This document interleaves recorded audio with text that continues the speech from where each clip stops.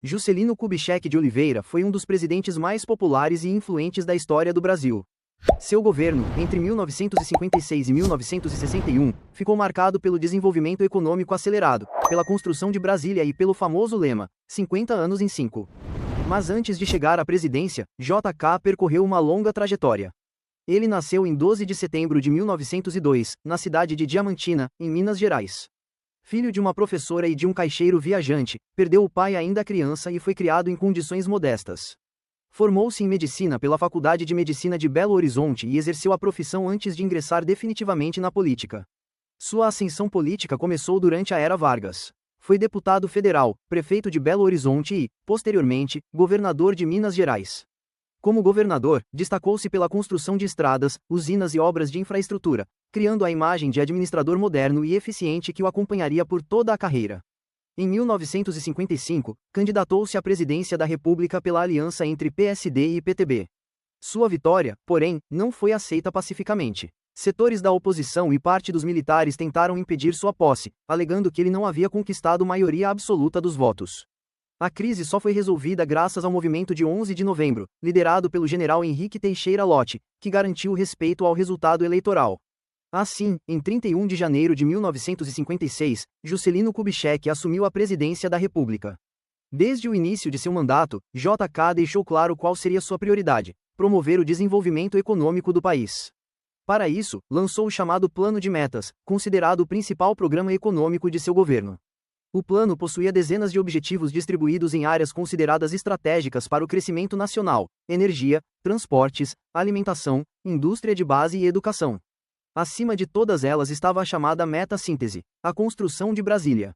O objetivo de JK era acelerar a industrialização brasileira e reduzir os obstáculos que impediam o crescimento econômico. O governo investiu fortemente na geração de energia elétrica, na construção de rodovias, na expansão da indústria pesada e na atração de investimentos estrangeiros. Foi durante esse período que grandes empresas multinacionais se instalaram no Brasil, especialmente no setor automobilístico. Montadoras como Volkswagen, Ford, General Motors e Willys ampliaram ou iniciaram suas operações no país, contribuindo para o surgimento de uma poderosa indústria automobilística nacional.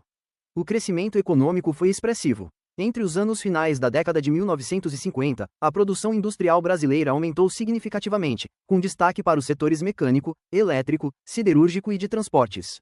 O país experimentava uma fase de otimismo que muitos historiadores chamam de anos dourados. Mas nenhuma obra simbolizou mais o governo JK do que a construção de Brasília. A ideia de transferir a capital para o interior do país existia desde a Constituição de 1891, mas nunca havia saído do papel. Juscelino decidiu transformar essa antiga proposta em realidade. Em 1956, foi criada a Nova Cap, empresa responsável pela construção da nova capital. Pouco depois, milhares de trabalhadores começaram a chegar ao Planalto Central para participar da obra. O projeto urbanístico foi elaborado por Lúcio Costa, enquanto os principais edifícios foram desenhados por Oscar Niemeyer.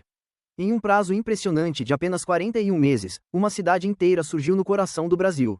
No dia 21 de abril de 1960, Brasília foi oficialmente inaugurada e tornou-se a nova capital federal.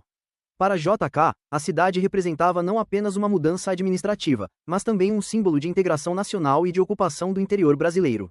Além de Brasília, o governo investiu na expansão da malha rodoviária. Rodovias como a Belém-Brasília ajudaram a integrar regiões antes isoladas e estimularam o desenvolvimento econômico de áreas do Centro-Oeste e da Amazônia. Entretanto, nem tudo foram resultados positivos.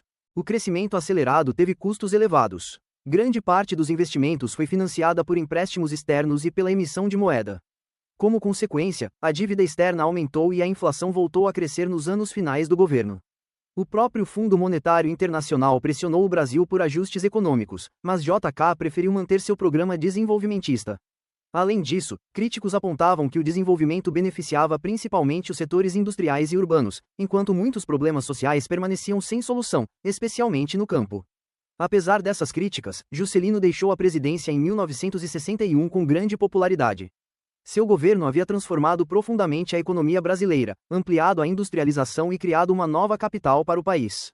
Após deixar o cargo, continuou atuando na política. Chegou a disputar novas eleições, mas teve seus direitos políticos cassados após o golpe militar de 1964. Durante anos viveu entre o exílio e a atividade política limitada pelas restrições impostas pelo regime militar. Sua vida terminou de forma trágica em 22 de agosto de 1976, quando morreu em um acidente automobilístico na rodovia Presidente Dutra, entre Rio de Janeiro e São Paulo. Sua morte causou grande comoção nacional e permanece cercada de debates e investigações históricas até os dias atuais. O legado de Juscelino Kubitschek continua sendo um dos mais discutidos da história brasileira. Para seus admiradores, ele foi o presidente que modernizou o país e impulsionou o desenvolvimento nacional. Para seus críticos, deixou como herança problemas econômicos que seriam sentidos nas décadas seguintes.